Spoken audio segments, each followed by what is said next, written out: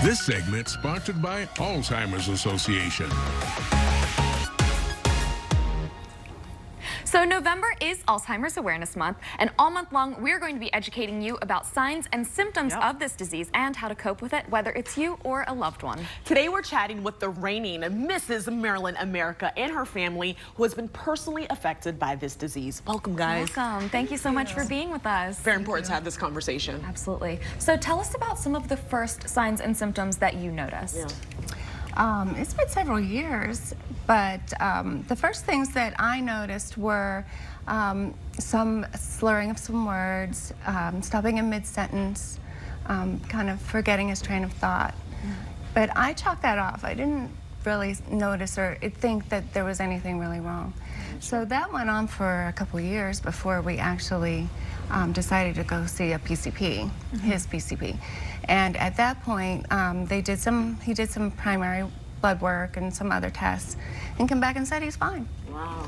And I knew that, no, something is wrong. So, so we ended up going to a neurologist, and that's when we got the diagnosis of Alzheimer's. So how did the symptoms change over time? Yeah, you mentioned it's been a few years. Yeah.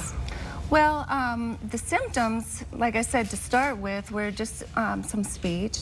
But then it went to forgetting how to get back home when he was driving.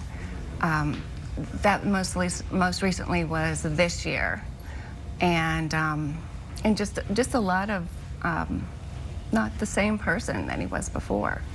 So. Yeah, so tell us about some of the things that you do to cope with day-to-day life. Well, I think it's important that we really support one another as a family. We're very, very close. So I think it's important for us to keep living, to keep doing the things that we would always do. And it can be challenging, of course, now with his condition, but he is a huge trooper. And he, we spend as much time with my kids. I have two boys, two small children, so they keep him on his toes.